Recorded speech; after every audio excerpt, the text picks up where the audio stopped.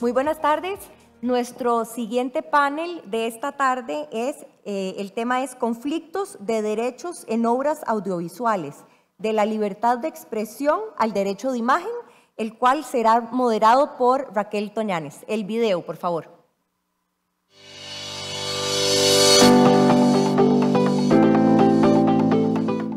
Conflictos de derechos en obras audiovisuales, de la libertad de expresión al derecho de imagen. Amanda Hyland, Taylor English, Estados Unidos. Patricia Rengifo, Écija, Colombia, Colombia. Moderadora, Raquel Toñanes, Toñanes Ortiz Asociados, Paraguay.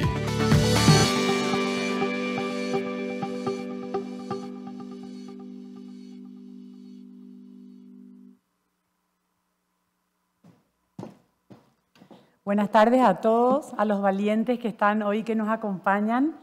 Bueno, hoy tenemos un panel sumamente interesante. Quiero comentarles que una de las expositoras va a hablar en inglés, por si quieran traer o tener la traducción simultánea. Bueno, nuestro tema sumamente interesante, el derecho a la privacidad, a la imagen, en la mayoría de nuestros países es un derecho constitucional, así como también la libertad de expresión, siempre con ciertas limitaciones, porque no puede de ninguna manera ser denigratorio. Entonces, en este panel lo que vamos a analizar es esas situaciones, esas limitaciones, cuándo pedir autorización, cuándo no, en qué momento hacerlo, cuándo habría que dejar que la publicación se realice, dónde se hace esa medida cautelar y lo demás. Bueno, vamos a empezar con la primera panelista.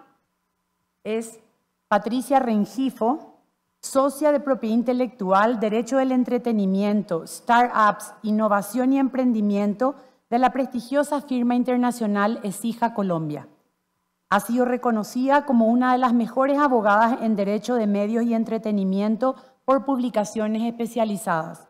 Cuenta con 16 años de experiencia profesional en derecho de medios y ha asesorado a las mejores productoras en Colombia en cine de autor y prestando servicios para plataformas como Netflix, Amazon, Apple, Telemundo, Spotify, Deezer, entre otras. Patricia, adelante. Gracias.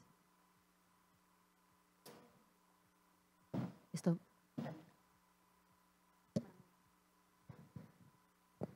Hola, hola. Ah, perfecto. Bueno, yo quería ver esto lleno, pero entiendo. No sé si vamos a verla. Ah, perfecto. Bueno, básicamente la idea de esta conferencia, y me gustaría que fuera lo más didáctica y amena posible, porque obviamente tenemos una competencia bastante fuerte en el partido de fútbol. Gracias.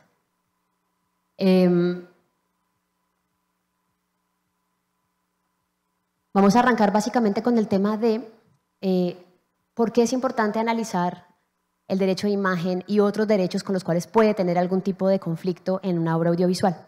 Y básicamente aquí les traigo una especie de infografía del Eric Pommer Institute, donde básicamente ustedes van a poder observar cuáles son los ítems que normalmente se deben revisar, idealmente antes de arrancar con el rodaje de una obra audiovisual, es decir, en la etapa de guión. Obviamente está todo el tema de guión, música, fotos, archivos periodísticos, analizar obviamente el tema de marcas y viene el tema obviamente de los nombres reales o derecho de imagen. ¿Y por qué les digo que es importante analizarlo en la etapa de guión o en la etapa de desarrollo? Porque en la medida en que ustedes arrancan un rodaje y no han analizado el tema de los derechos de imagen que están vinculados a la obra audiovisual, pues pueden empezar obviamente a infringir esos derechos en la medida en que arranca la producción y va a ser mucho más costoso revertirlos en una etapa de postproducción. En la parte de los nombres o el derecho de imagen, obviamente esto se extiende a todo lo que tenga que ver con la voz, seudónimos, similitudes, el afro mono del pibe Valderrama, los zapatos empinados de Michael Jackson, es decir, todo aquel signo que sea distintivo de la persona que haga referencia a su derecho de imagen. El derecho de imagen en Colombia, como decía Raquel, pues tiene protección constitucional, evidentemente porque está relacionado con el derecho a la intimidad, pero también al buen nombre y a la reputación. Y se considera también como un dato personal, entonces tiene una doble protección. Y siempre que se habla o que se va a tratar un derecho de imagen en una obra audiovisual, pues va a haber otros conflictos, por ejemplo, como bien lo decías Raquel, con el tema de la libertad de expresión. Yo quiero aquí traerles casos, porque yo creo que aquí todos son expertos, ¿no? Saben cuáles son esos posibles conflictos cuando yo voy a ficcionar una historia real, pero me parece muy importante entrar a hablar, por ejemplo, del tipo de obras. Entonces, cuando hablamos de obras audiovisuales, no solamente hay un tipo de obra audiovisual.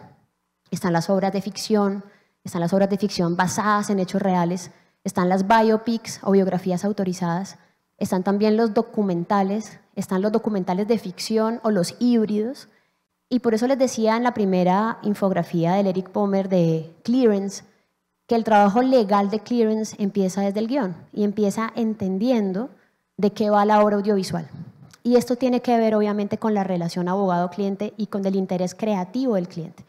Porque aquí cuando ponderamos derechos y ponderamos el derecho de imagen versus la libertad creativa, pues lo que queremos saber es qué es lo que nos quiere contar ese realizador audiovisual y cómo desde lo legal podemos mitigar los riesgos, porque no vamos a hablar de anular los riesgos, porque siempre que haya un uso de un derecho de imagen, vamos a tener un riesgo de reclamación. Nunca va a ser cero.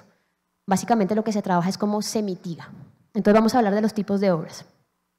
Acá les traigo nuestros proyectos, que son los proyectos que hemos trabajado nosotros desde la firma, y me parece interesante justamente para que sea un poco más didáctico y no tan teórico.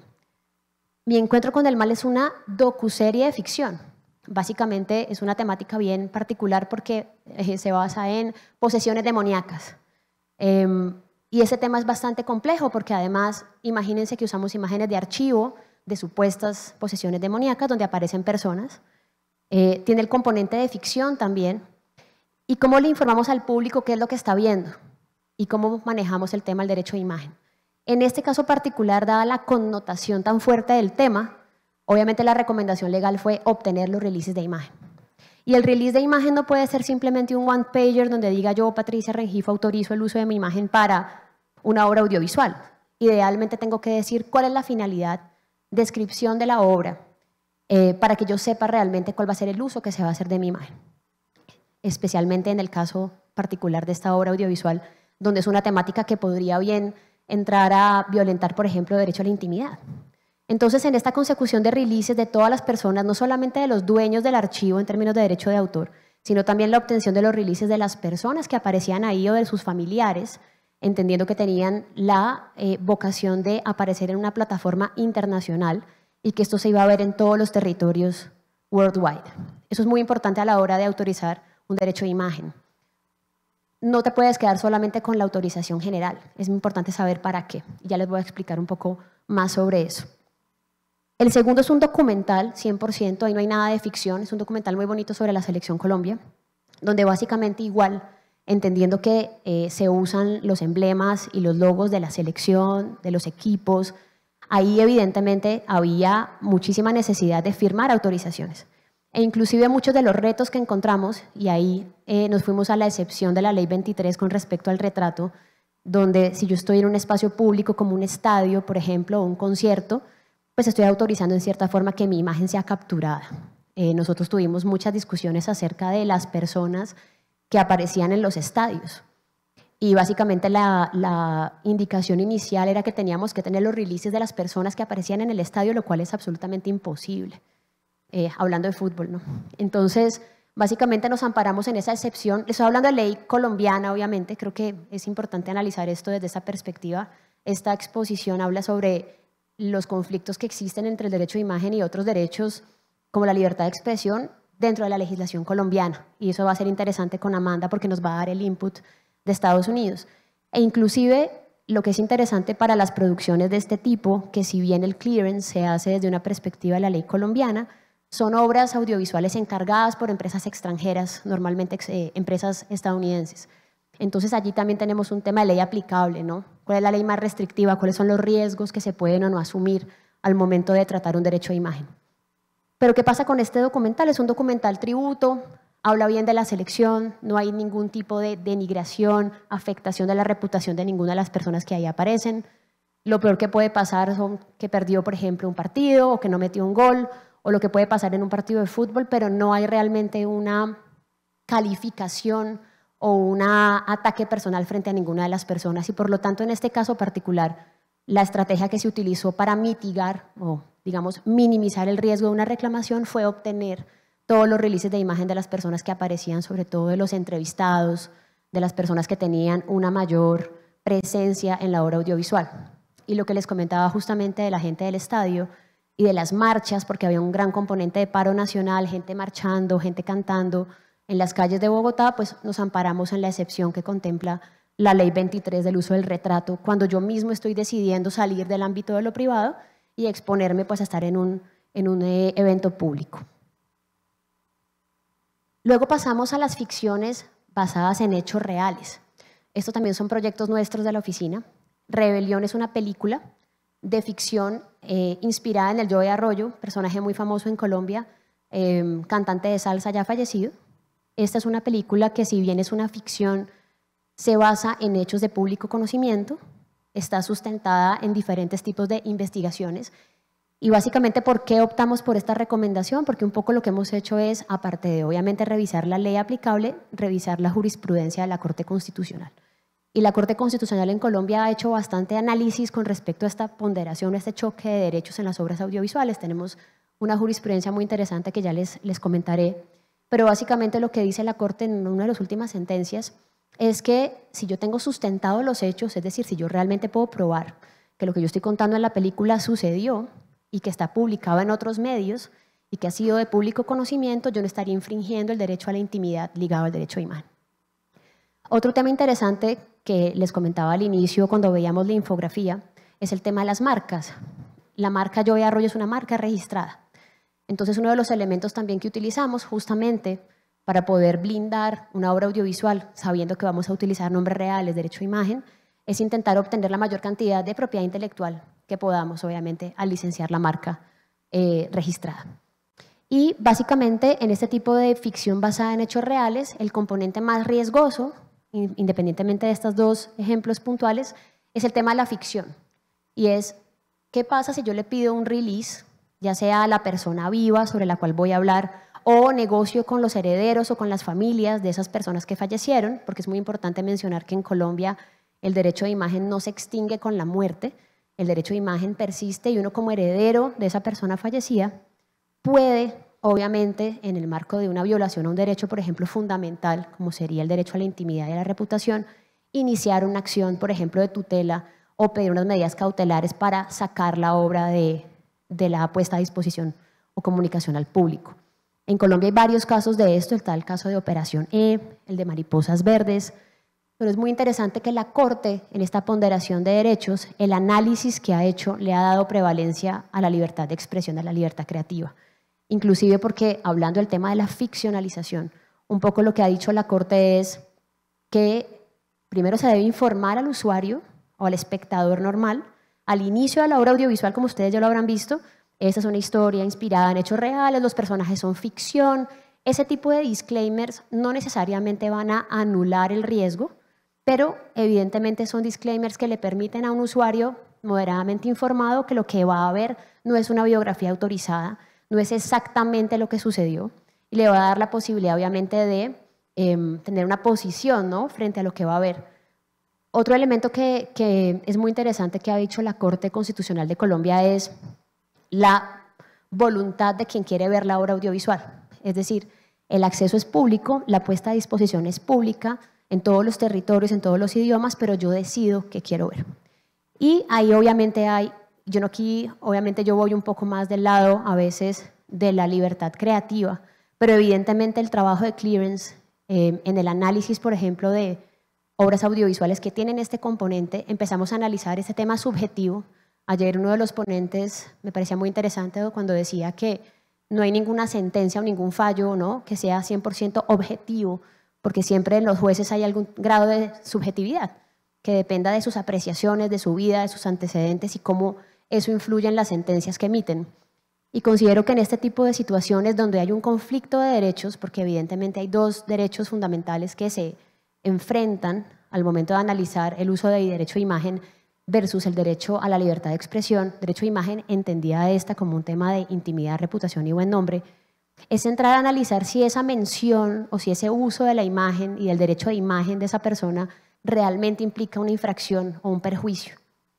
Y la Corte ha hecho un análisis bien interesante con el tema de los perjuicios y hacía una especie de checklist de preguntas en una de las sentencias de las últimas sobre obras audiovisuales, donde intentaba probar si efectivamente había habido un daño o no.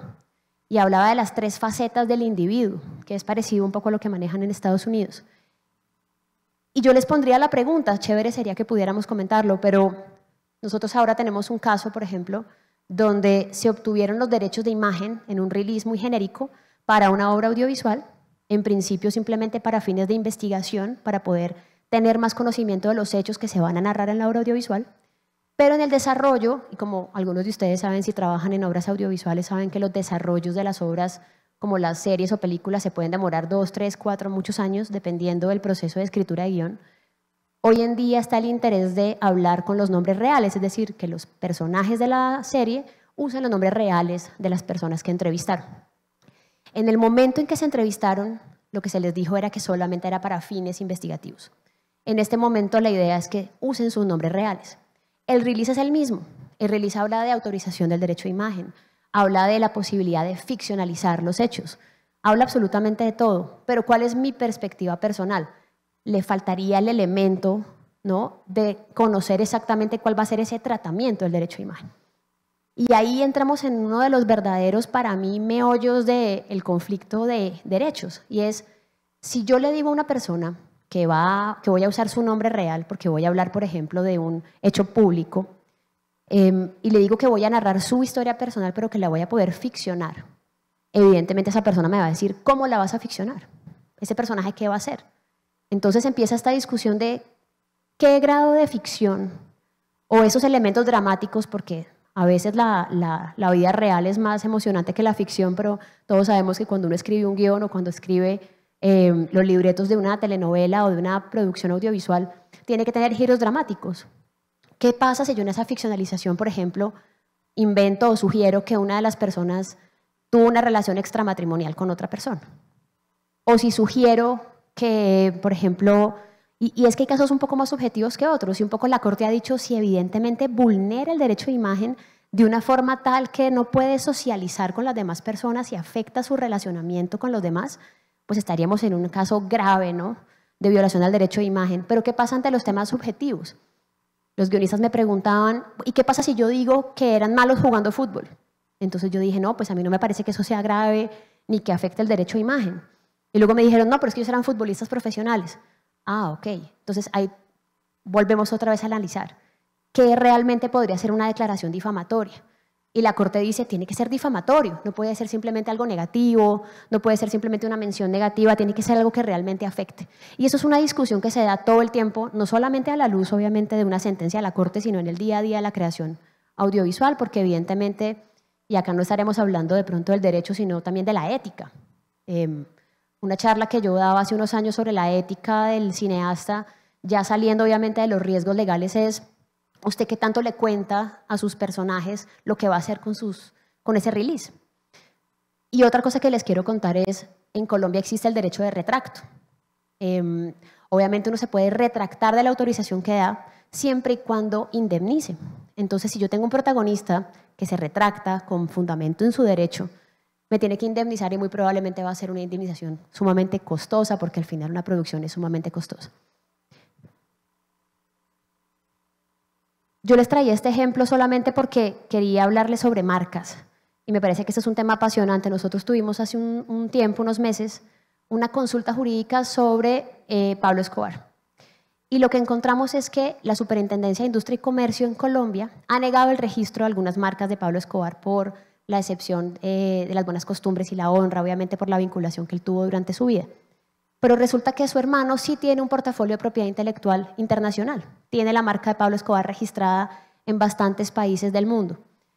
Y la duda que surgía en ese momento cuando hicimos el análisis era, ¿será que esta persona, al tener este portafolio de propiedad intelectual y de marcas en la clase 41, que es la marca, digamos, la clasificación que aplicaría para nuestras obras audiovisuales, podría o no oponerse a la explotación del nombre o a la explotación de la marca en la obra audiovisual?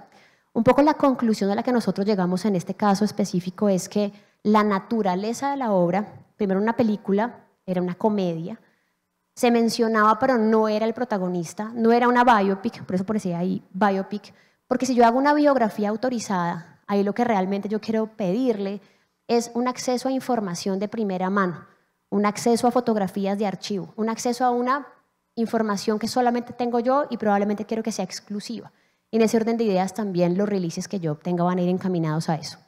Entonces es bien interesante en el tema de las marcas, cuando yo tengo una protección marcaria o una protección de propiedad intelectual, un portafolio de propiedad intelectual relacionado obviamente con un personaje real, pues hasta qué punto yo me puedo o no oponer a la explotación comercial de una obra audiovisual que explota a esa misma persona. Otro elemento bien importante a la luz obviamente de este dilema o de este debate es el tipo de personaje. Evidentemente la ley no le da la misma protección a un personaje público, a sus discursos, a los hechos noticiosos, a los hechos públicos, que a una persona común en el ámbito de la intimidad. Entonces, ¿cuál es la conclusión en términos, o en Colombia en este momento, en el estatus en el que nos encontramos con respecto al tema de la ponderación de derechos que puede haber en la explotación de una obra audiovisual? Y les hablo de la explotación porque en Colombia, por lo menos, no se puede llegar a parar el rodaje de una película ante la posibilidad de tener una infracción al derecho de imagen. Solamente se va a dar en el momento de la comunicación pública de la explotación comercial. No puedo llegar al rodaje y decir, párenme el rodaje porque aquí existe la posibilidad de violentar un derecho de imagen. Tiene que ser obviamente en la comunicación. Entonces, es un caso a caso. Y por eso es tan importante, en la primera infografía que les mostraba, este cuadrito de clearance aplica para cada una de las obras audiovisuales en las cuales uno tenga que analizar desde el guión cuál va a ser el contexto de uso del derecho de imagen. Y por eso no se puede hacer simplemente con una sinopsis o con una descripción general del proyecto. Hay que leerlo en su integridad, porque al leerlo en su integridad voy a encontrar de manera global cuál es la imagen que yo estoy dando, cuál es el retrato que yo estoy haciendo de este personaje y si evidentemente o no existiría el riesgo de una reclamación. Vuelvo y les digo, el riesgo de reclamación nunca es cero, nunca lo voy a poder mitigar, nunca lo voy a poder anular, lo puedo mitigar, no lo voy a poder anular, porque evidentemente en la medida en que yo hable de una persona real, pues tengo ese riesgo obviamente de entrar en su ámbito personal. Cuando hablamos del consentimiento previo y de los releases, evidentemente lo que les comentaba es, en mi opinión y más allá de lo legal está el tema ético de hasta qué punto yo le debería comunicar a esa persona cómo voy a usar su derecho de imagen o cómo voy a usar su nombre o cómo voy a usar el nombre de su papá o de su mamá o de la persona que está representando en el momento de la firma. Y evidentemente acá tiene que ver también con la destinación. Si a mí me dicen, por ejemplo, Patricia, yo puedo grabarte en la charla de ACIPI, yo digo, claro, grábame. Pero si después esto va a YouTube, yo digo, bueno, sí, está en el marco de ACIPI, pero si de repente extraen esta parte y la ponen en una película, pues evidentemente no, ¿cierto? Se extralimitó la autorización que yo di sobre mi imagen. Y si adicional a eso, esa película habla sobre algo denigratorio o que pueda afectar mi reputación, pues ahí cada vez estaremos ahondando y profundizando en la posible acción o reclamación. Lo otro que les comentaba es verificar si hay derechos de propiedad intelectual, signos distintivos, música, obras literarias, para verificar la cadena legal del proyecto. Entonces, tengo un derecho de imagen, tengo la intención, por ejemplo, de hacer una biografía autorizada, tengo la intención de hacer una película sobre hechos reales, puedo examinar, por ejemplo, si existen, como les comentaba en el caso anterior, si hay marcas registradas que yo podría o no obtener una licencia, si hay, por ejemplo, obras cinematográficas preexistentes o obras literarias preexistentes que yo pudiera obtener los derechos para hacer una adaptación. Eso no te va a anular el riesgo, pero evidentemente si yo obtuve los derechos de una novela, donde en la novela ya teníamos la historia de amor, ¿no?, extramatrimonial, y yo obtuve esos derechos de esa novela que ya se publicó, que ya se leyó, que tuvo premios, que tuvo reconocimiento, y no una reclamación sobre la obra literaria en la novela que yo estoy licenciando, pues evidentemente se va a bajar, no a anular, pero se va a bajar el riesgo de que yo pueda tener una reclamación sobre mi obra audiovisual. La libertad de expresión y creativa a la luz del tipo de obra, el fact-check. Esto es bien importante cuando hacemos, por ejemplo, un documental, algo que nosotros tenemos que hacer, no solamente desde el punto de vista legal para mitigar riesgos, sino también desde la ética, y es, si yo le voy a decir al usuario espectador normal de una obra audiovisual que lo que usted va a ver es un documental sobre un hecho público, el secuestro de un avión, un accidente, la explosión de un volcán, etcétera, lo más importante que usted tiene que acreditar es que efectivamente usted lo que está contando es verdad. Y eso hace parte de ese fact-check, que los elementos que yo estoy informándole al espectador que sí sucedieron tienen un soporte periodístico o tienen un soporte suficiente para acreditar que eso sucedió. Y no es solamente un soporte, deberían ser al menos tres publicaciones en las cuales yo haya podido encontrar que ese suceso ocurrió de la forma en la que yo lo quiero transmitir. Acá en el escenario del documental.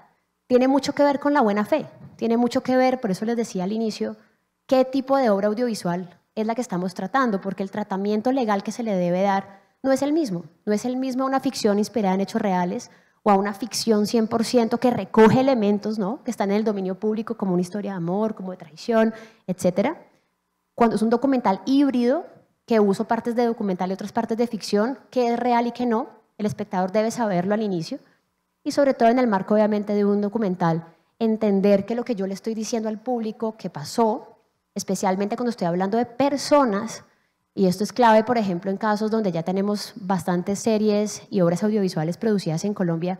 Si yo voy a hablar, por ejemplo, de un caso jurídico, de un caso legal, yo tengo que asegurarme efectivamente que yo estoy accediendo al expediente real y que estoy cogiendo los hechos tal cual ocurrieron. Obviamente puedo ficcionar, pero no puedo, por ejemplo, decir que hubo una sentencia por homicidio cuando no la hubo. O no puedo decir que esa persona, aparte de que fue acusado de asesinato, también tenía algún otro tipo de delito sobre sus hombros. Tengo que cuidarme muchísimo de lo que es realmente sustentado en fuentes de lo que yo estoy ficcionando. Y esa realmente para mí es la más delgada línea con respecto a las posibles reclamaciones. Porque en la medida en que yo obtengo un release, por ejemplo, de autorización de derecho a imagen, uso elementos distintivos de la persona, pero le digo que voy a ficcionar, que voy a introducir nuevos personajes, que voy a alterar la cronología, que voy a incorporar nuevos elementos, que esos elementos, por ser giros dramáticos de la obra audiovisual, podrían o no generar algún tipo de afectación. Y aquí entramos en el tema de la subjetividad. ¿Qué tipo de ficción, por más que yo me sienta afectada, y lo hablábamos con Raquel, yo puedo considerar que me afectó en mi faceta más profunda de interacción con mi familia, pero también frente a la sociedad, esa parte de ficción que hicieron con mi derecho a imagen, pero puede que para la Corte Constitucional sea un tema subjetivo, que no afectó todas las facetas del individuo y que realmente hace parte del derecho de creación artística o libertad de expresión. Yo creo que aquí es un tema todavía abierto para debate, es un caso a caso. No hay una respuesta específica, siempre para nosotros es un tema de análisis, pero creo que es muy interesante que se debata en este tipo de espacios porque al final la Corte Constitucional ha hecho un ejercicio muy interesante en los últimos casos que ha analizado y creería que nosotros como abogados de entretenimiento pues nos vemos obviamente enfrentados a esto todo el tiempo cuando estamos asesorando una obra audiovisual. Y es cómo protegemos al productor o cómo protegemos también al individuo que está otorgando este permiso, esta autorización para que su vida se refleje o se retrate en esa serie o película. Eso es todo. Muchas gracias.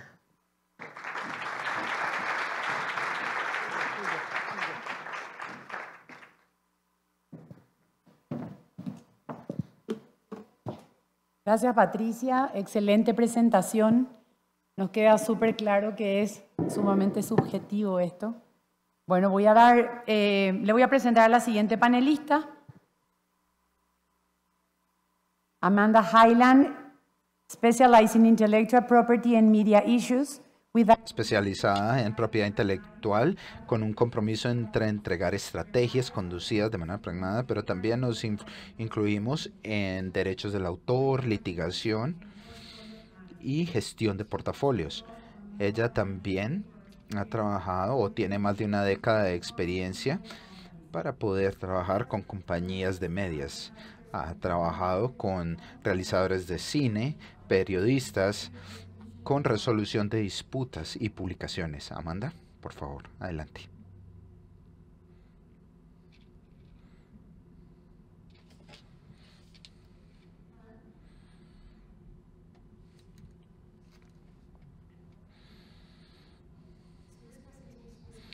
Esta presentación tendrá una cantidad sorprendente de elementos.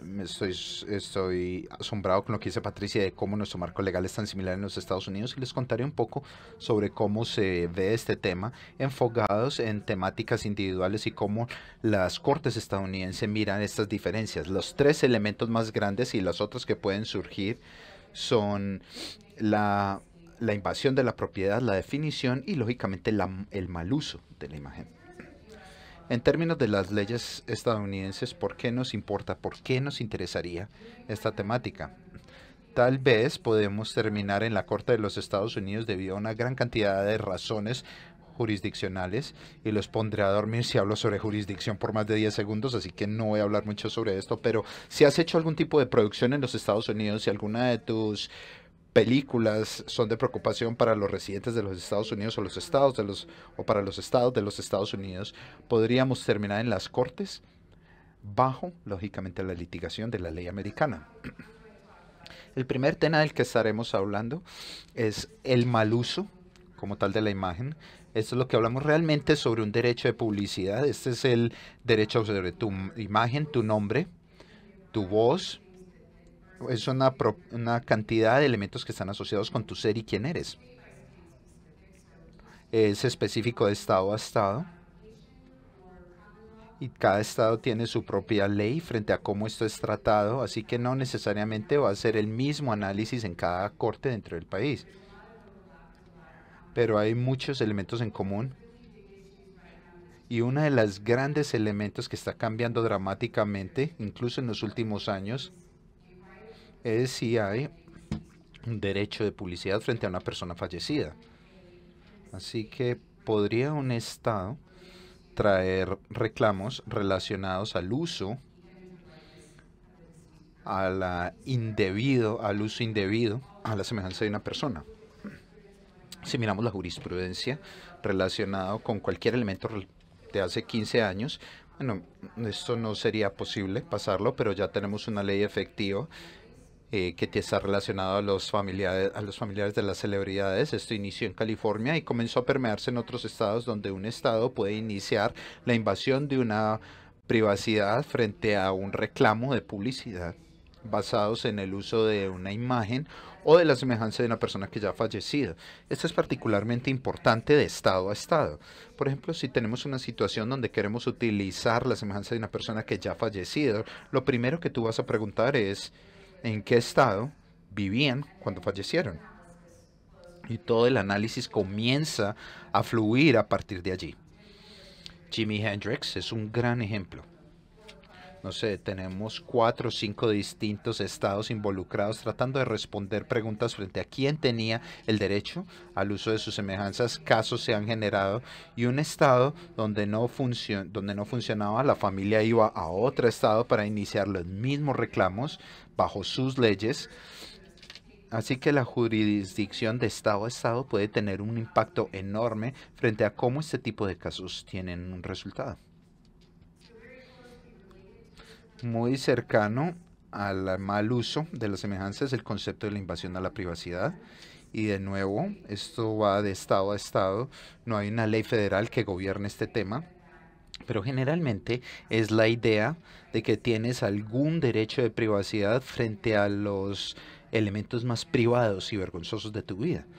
Si vas a estar realizando cualquier tipo de documental o incluso una parte periodística o una investigación periodística, puedes tener una información jugosa frente a que una persona tuvo una relación extramatrimonial o que había una enfermedad debido a estas relaciones extramaritales. Puede haber algo oculto, y esto podría resultar en un reclamo de invasión a la privacidad.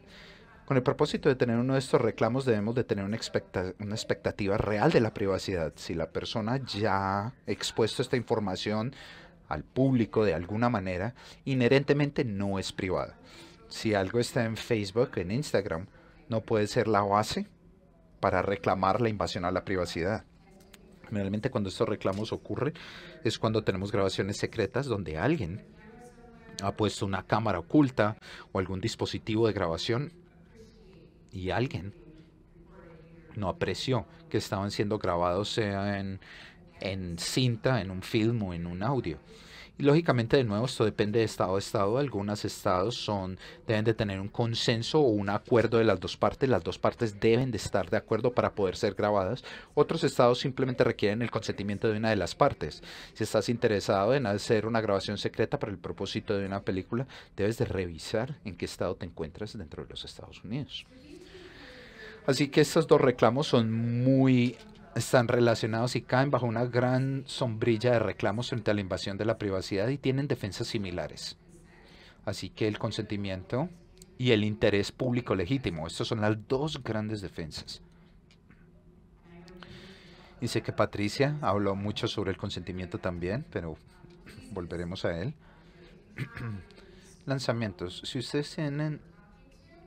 ustedes tienen una publicación de alguien con el que estaba hablando teniendo un consentimiento, lógicamente no tendrán un reclamo válido frente a la apropiación de la privacidad o demás. Esta aprobación, este consentimiento debe ser real y debe decir la verdad frente a qué va a ocurrir con la información que te están dando. Y al final de esta presentación estaré hablando sobre unos ejemplos reales, incluyendo un caso que se desarmó completamente porque a pesar de que el cineasta tuvo todos los consentimientos no reflejaban la naturaleza real de lo que iba a ser el proyecto. Y lógicamente eso anula el consentimiento. El interés público, esa es otra de las grandes excepciones y eso es lo que saca de problemas a casi todos en los Estados Unidos. Y realmente tiene una barra bastante baja. Las cortes definen de que algo es noticia para cualquier razón, incluyendo elementos básicos. Hay muchos casos que involucran una celebridad y si toca una celebridad, realmente no importa lo que sea, probablemente se va a considerar valioso para tiene un valor periodístico. Así que si tiene un valor periodístico en juego, debes de tener algún tipo de defensa para tener una apropiación de semejanza o una invasión a la privacidad y debes de tener un buen abogado y un sistema legal para defenderte de él. Así que la invasión de la privacidad está directamente enlazado a las celebridades. Creo que acabo de mencionar esto. Y wow, tengo toda una diapositiva. Pero entre más famosa es una persona, más difícil es para ellos poder reclamar la invasión a la privacidad. Más difícil es decir de que algo sobre ellos no tiene valor para la noticia. Así que tenemos un documental que involucra a una persona famosa, donde podré mostrar unos cuantos ejemplos que ocurren, pero este tipo de reclamos simplemente no funcionan en los Estados Unidos. Las cortes van a buscar de que hay un interés legítimo y por lo tanto no hay expectativa frente a la privacidad. Así que con el propósito de poder evitar este tipo de reclamos, tenemos buenas prácticas, obtener el consentimiento, si es posible. Tal vez puedan utilizar la semejanza de alguien sin el consentimiento, pero igual si podemos obtener dicho consentimiento es un buen punto de inicio. Si obtenemos el consentimiento, no mal representemos el proyecto, no mal representemos el horizonte de lo que pensamos hacer con la semejanza de esta persona. Y si no vamos a obtener el consentimiento, si no es posible, debemos de preguntarnos, ¿será que esto realmente es de un interés público? ¿Es merecedor de interés periodístico? Y me debo de preguntar si la persona haya publicado algo sobre esto, si es de conocimiento público de alguna manera. Y lógicamente preguntarme si tal vez me he pasado de la raya. ¿Será que he tomado a alguien y realmente he avergonzado a alguien de una forma en que tal vez no era necesario para el valor del cine? Por lo tanto, hay muchas decisiones, pero la corte siempre va a decir, ok, el uso era necesario. No se podía narrar la historia de manera efectiva sin abordarlo de esta manera. Así que es una lista de chequeo rápida. La difamación y esa luz falsa son vistas de una forma muy distinta bajo la ley norteamericana. Se sientan en un mismo balde junto con la invasión a la privacidad, los reclamos y demás. Este tipo de reclamos son increíblemente difíciles de ganar en los Estados Unidos. Tenemos tantas distintas aristas que se deben de cubrir, así que si eres un demandante que está tratando de demandar por difamación o historias falsas, tus posibilidades son muy bajas. He invertido mucho tiempo invertido en convencer a las personas de que no hagan casos como estos porque lo perderán, pero igual está allí y vale la pena hablar sobre ellos. Y cuando hablamos de dramas o historias basadas en hechos reales. Hay muchos litigios donde algo realmente preocupó al demandante. Alguien trae una demanda y dice, bueno, esta historia era sobre mí. Pero ¿qué pasa si ese personaje no tenía su nombre? Era un personaje compuesto que estaba basado un poco frente a la vida de una persona. Así que una de las primeras preguntas que surgen es, ¿será que el público aprecia o entiende que este personaje compuesto, este personaje ficticio, realmente debería de ser esta otra persona que existe en la vida real? Si ese nexo, si esa conexión no existe, el reclamo está muerto.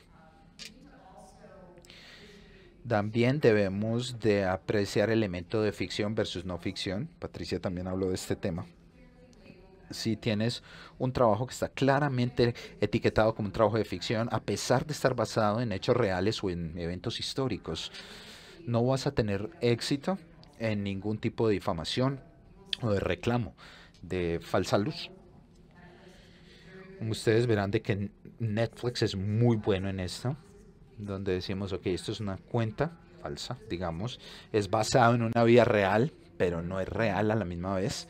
Y esto es importante porque con este tipo de aprobaciones, si el público percibe de que algo debería de ser completamente basado en la parte histórica, puede abrir la puerta a un reclamo.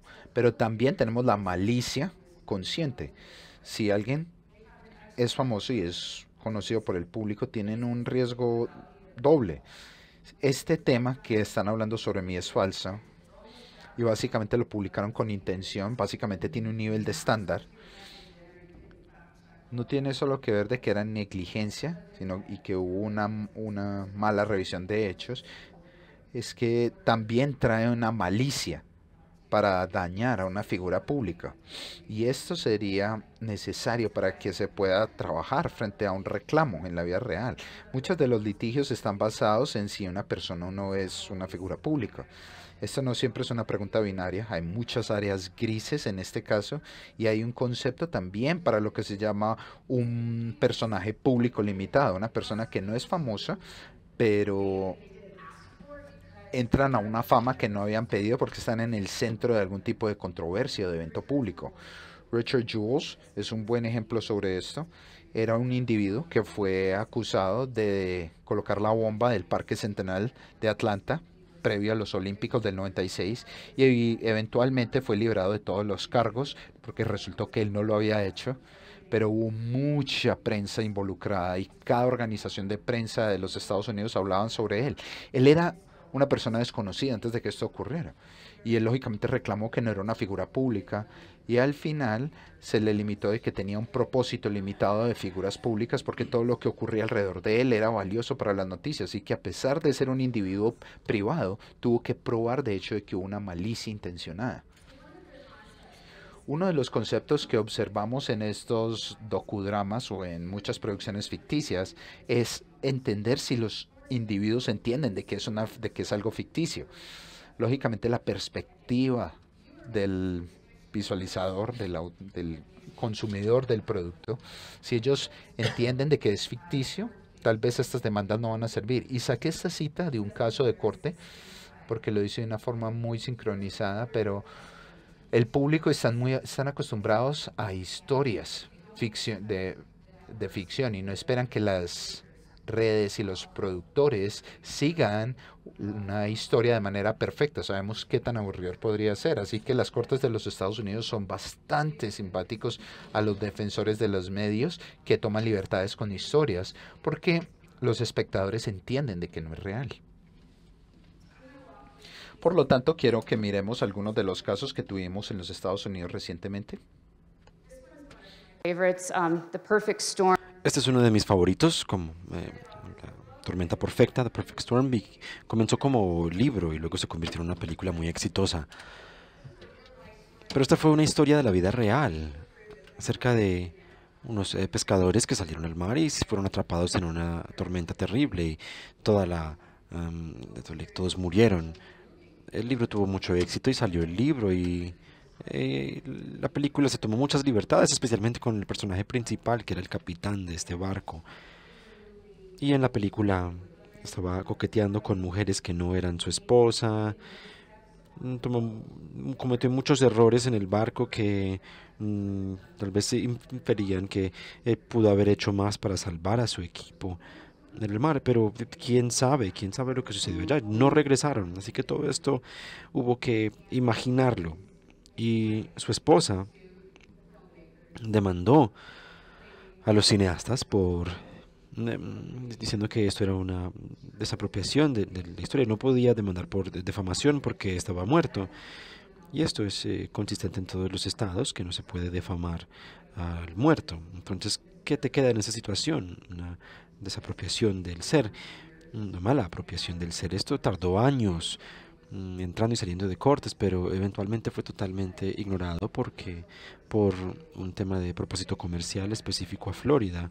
De nuevo, estos son específicos al estado y este caso se presentó en Florida, pero bajo las reglas de Florida no había propósito comercial suficiente, es decir, había un propósito válido para la película, aunque generó mucho dinero. Ese no es lo que pretende el estatuto, no ese tipo de comercialidad, no es ese tipo. Esto se basa en una película Lifetime, El asesino Romeo. Este hombre era un asesino con hacha en la cárcel con una sentencia por vida y se hizo una película acerca de él. Y se tomó muchas libertades con la historia y los hechos. Entonces él demandó a Lifetime y de nuevo Interés publicó. Y yo creo que esta persona estaba como protegido contra defamación. Creo que cuando tengo clientes siempre me gusta comenzar con presentarlos tan humanos y tan cálidos como sea posible ante la corte. Y no creo que él tuviera una manera de presentarse de manera simpática, entonces esto ya estaba condenado a perder solamente por quién era su persona. Este es un poco más reciente. Este es una historia de aclarar consentimientos. Una serie de Netflix donde hablaron de unas personas que eran hipocondríacos. Personas que siempre pensaban que estaban enfermos y estaban aterrorizados por los gérmenes y ese tipo de cosas.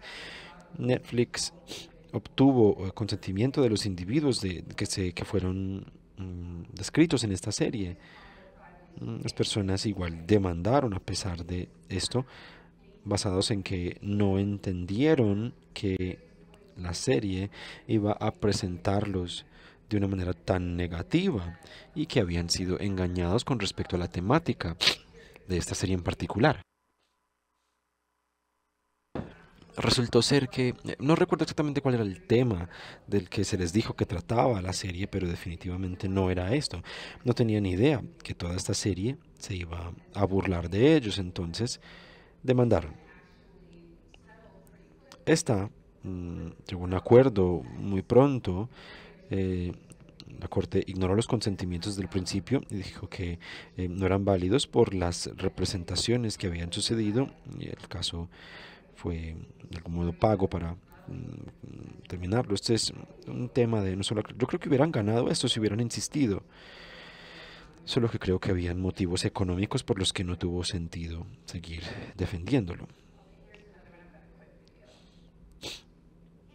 Aquí hay otro. Kitty Kirk tomó responsabilidad por una edición engañosa en su documental Under the Gun con miembros de la Liga de Defensa de Virginia acerca de la facilidad de obtener un arma de fuego. Y los grupos de derecho responden a esa pregunta, pero no es lo que está representado en la versión final. Otra pregunta, si no hay revisiones de antecedentes para quienes compran pistolas, ¿cómo evitan que los criminales o terroristas compren un arma?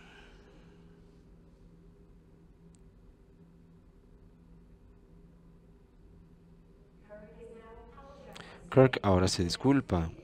Dice, cuando publiqué una versión temprana de la película con el director Stephanie Sackey, la cuestioné acerca de la pausa y me dijeron que se agregó una pista para un efecto dramático, para darle a la audiencia un momento para considerar la pregunta. Los miembros BCDL aclaran que habían respondido a esta pregunta de manera inmediata y luego reviso y estoy de acuerdo en que esos 8 segundos no representan la respuesta de manera precisa.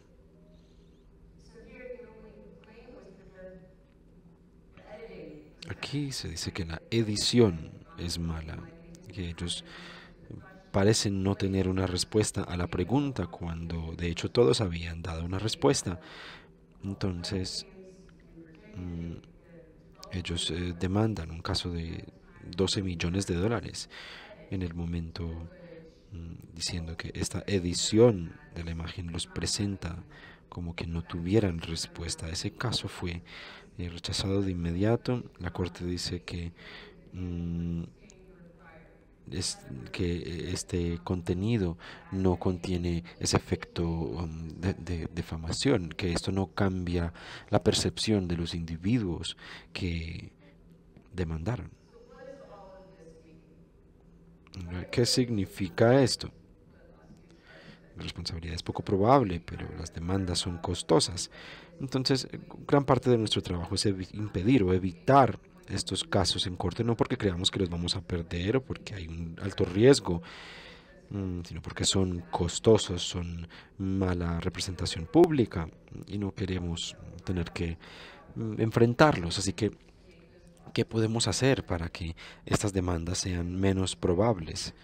Tener consentimiento siempre que se pueda, es importante obtenerlas si podemos. No tengas unas malas representaciones de tus proyectos.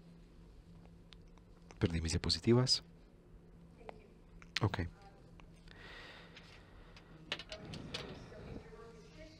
Así que si el trabajo es ficción, aclaren que ha sido ficcionalizado. Estos tipos de declaraciones son críticos y tienden a funcionar.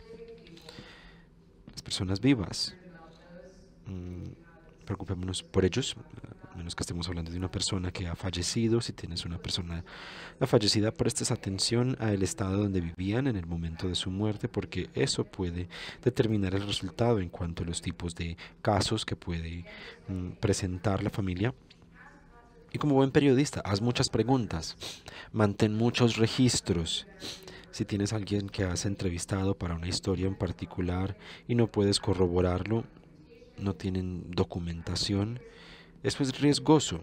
Estás arriesgando tu caso entero por la historia de una persona que te contaron, y esa no es una buena práctica. Hay que imaginar, si fuéramos a ir a corte por esto, ¿cómo voy a defender esto? ¿A qué voy a señalar para decir que hice un buen trabajo en cuanto a mi recolección de información? Y si una persona con mucho sesgo te dio una historia y eso es lo único que tienes, no es buen periodismo y no va a salir bien con tu documental. Y por supuesto, hablen con abogados, asesórense. Muchas de estas leyes son muy específicas a cada estado. Alguien en Estados Unidos puede ayudar a navegar exactamente qué leyes van a aplicar y si esas leyes te van a sacar de problemas o no. De nuevo, es difícil presentar casos exitosos sobre cualquiera de estas publicaciones en Estados Unidos. The real liability is in the hassle. Pero el verdadero problema está en tener que enfrentar estas cosas, estos tipos de historias en CBS. Es muy embarazoso.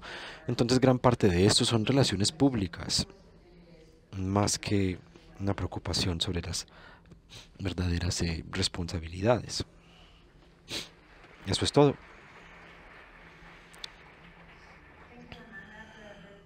Gracias, Amanda, por una muy buena presentación. Vamos a tomar... Juan Felipe. María.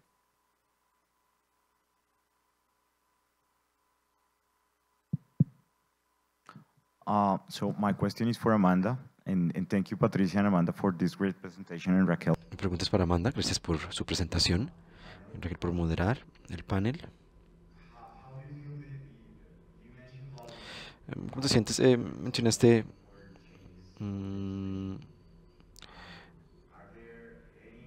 un tema de legislaciones. ¿Hay algo que nos deba preocupar en cuanto a hacia dónde vamos en la legislación? ¿Te sientes igual en nuestros países? ¿Hay una necesidad de regular algo, una necesidad será que debemos permanecer como estamos con las discusiones generales de nuestros casos? Yo creo que veremos la adopción de derechos de publicidad post-mortem uno tras otro. Hay mucho consenso en que el uso de la imagen de alguien para generar mucho dinero sin compensarlos no es correcto, es moralmente malo, y creo que la percepción pública es que es justo, que lo correcto es que esa familia pueda capitalizar. Así que los 23 estados que han pasado estos tipos de legislaciones resultan ser los estados donde la mayoría de celebridades viven, a excepción de Florida y Nueva York y California y Illinois. Todos esos estados tienen esos tipos de leyes. Creo que los únicos motivos por los que no existen en todo el país es porque un tema en particular o un caso en particular no ha surgido para que esa familia surja para exigir. Pero si eso sucede, las leyes cambiarán en cada lugar y eventualmente tendremos 50 estados, de pronto no Alaska, porque nada sucede nunca en Alaska, ¿cierto? Pregunta es muy interesante. Cada vez que encontramos una nueva producción o que empezamos a hacer ese trabajo, por lo menos lo que tiene que ver con derechos de imagen, en Colombia se homologa el derecho de autor en términos de la protección. Entonces, en cuanto al tiempo y en cuanto al riesgo de reclamación por parte de los herederos, por ejemplo, de una persona que ya falleció, a mí me parece un riesgo bastante alto. Y siempre que hacemos, por ejemplo, un trabajo de clearance en la parte de desarrollo, a mí me gustaría tener un poco más claras las reglas del juego en cuanto a poder prever una reclamación. Sobre todo por lo que indica Amanda no sería por difamación, ¿no? En el caso de las personas fallecidas en Estados Unidos, pero acá realmente creo que el riesgo de reclamación, inclusive así se gane, obviamente, el proceso, hemos tenido reclamaciones absurdas, digamos. Entonces, creería que sería muy bueno tener un desarrollo por ese lado. Y hay otro elemento que a mí en lo particular me interesaría mucho, es el tema del documental.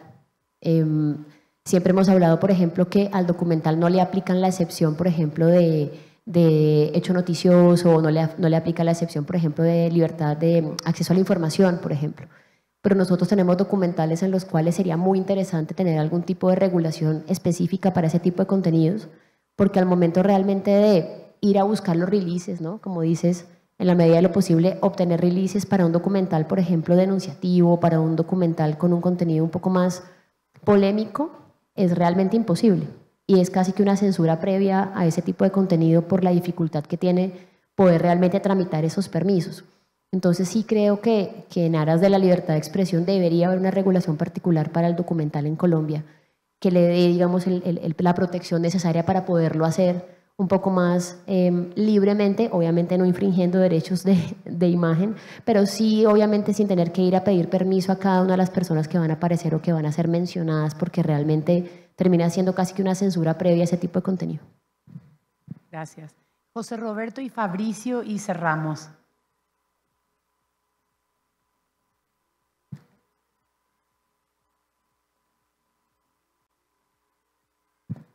Bueno, muchas gracias a las tres, muy interesante la conferencia. Yo quería preguntarles un evento que he visto, una intersección entre el derecho de imagen o right of publicity y el derecho de autor. Últimamente he visto en la jurisprudencia, bueno, no jurisprudencia, pero algunos casos en Estados Unidos donde un fotógrafo toma a una celebridad una foto, ¿sí?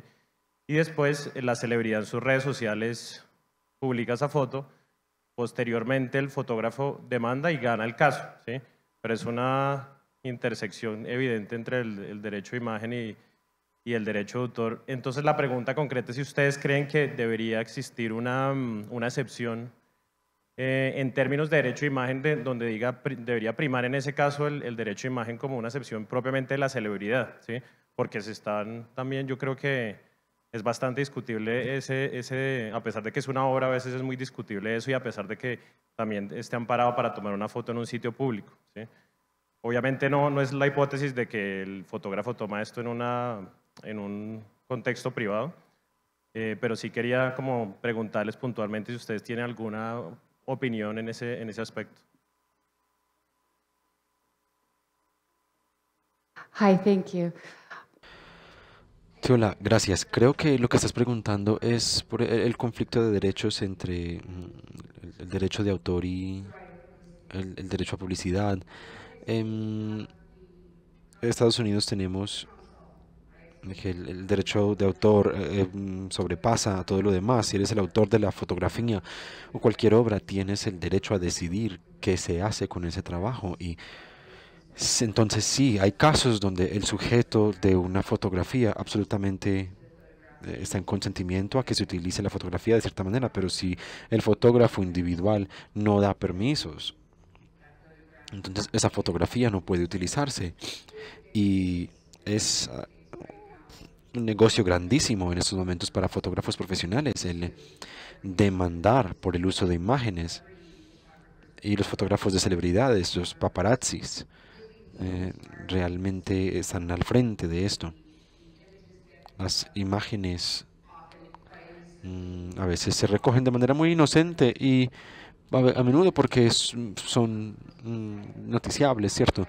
Y luego los fotógrafos dicen no tenías derecho, básicamente extorsionan mucho más de lo que hubieran cobrado por el uso de la fotografía. Muchos de estos resultan en una pérdida para el fotógrafo si se siguiera el proceso legal completo. Cuando se habla del uso justo, una de las preguntas es, ¿vale la pena y tenías otra fotografía alterna? Y si la respuesta es no podía obtener la foto en ningún otro lugar y no valía la pena o era noticiable, entonces probablemente ganen. Así que las compañías de medios y las que yo represento en particular, solemos decir, mira, es como el costo del negocio, es pagar el dinero y continuar.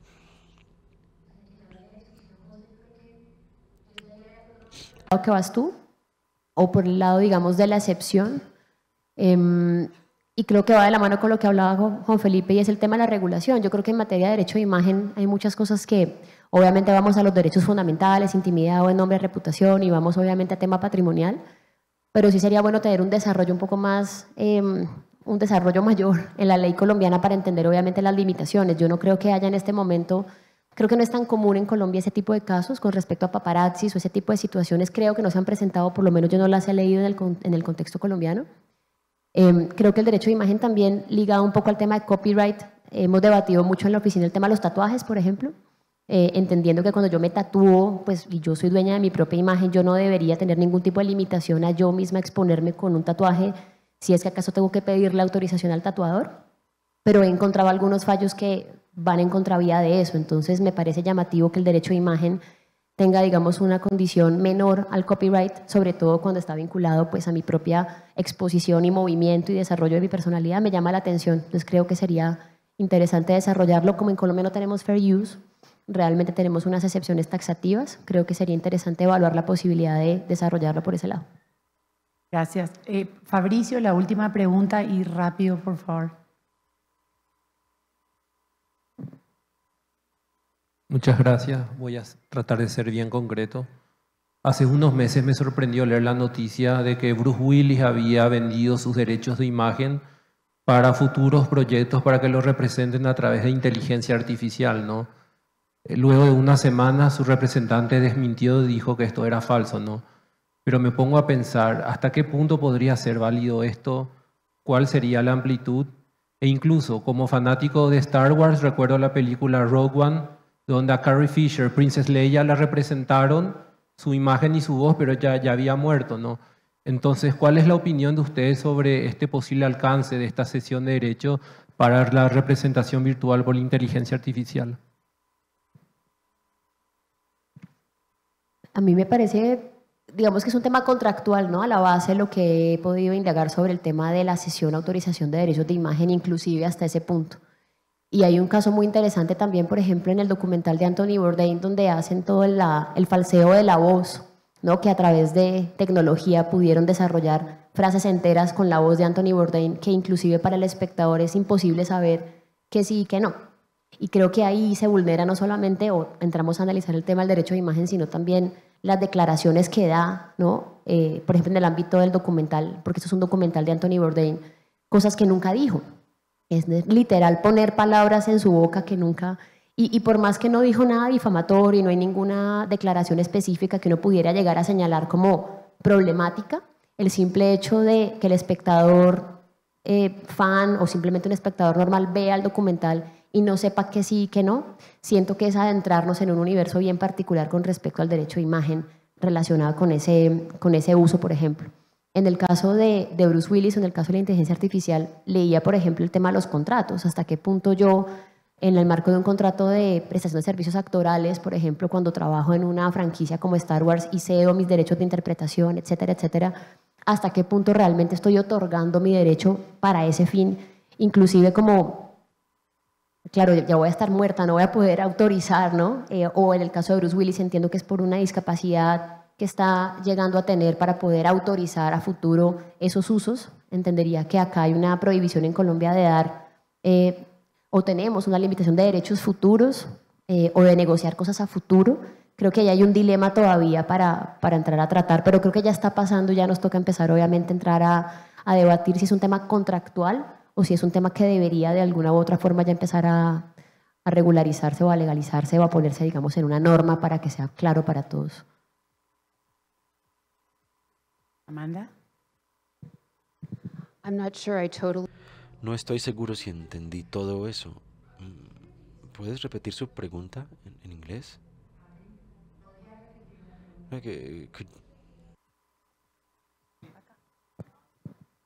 No se escucha nada. Espera un ratito, Fabri, vamos con micrófono porque no se te escucha. Ahí le dan el micrófono.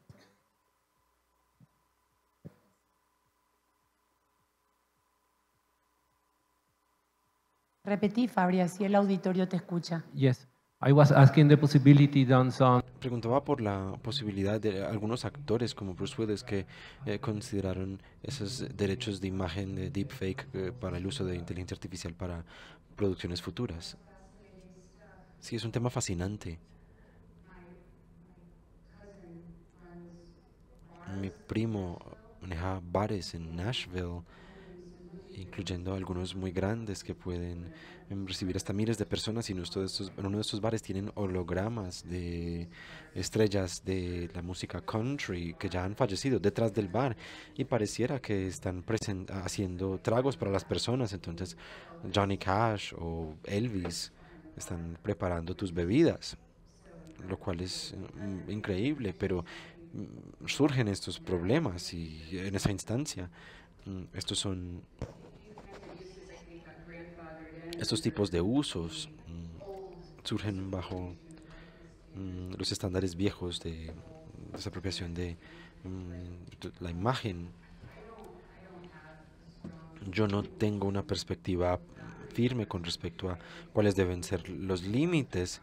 Creo que lo que estamos hablando es contractual, es que tanto deberías de poder contratar para cosas que suceden después. ¿Será que Bruce Willis él contrató para que eso fuera después de que muera? Y imaginaría que es una cuestión de leyes de contrato y ética, pero debería de presentar posibilidades interesantes para el mundo de los hologramas y cosas así. Así que creo que nos encantaría ver más de esto para que estas cosas sean posibles para los fans. A los fans les encanta ver este tipo de cosas y ojalá podamos seguir haciéndolo. Agradecemos a Patricia y Amanda por tan excelentes presentaciones, a ustedes por participar esta tarde acá y muchas gracias. Muchas gracias.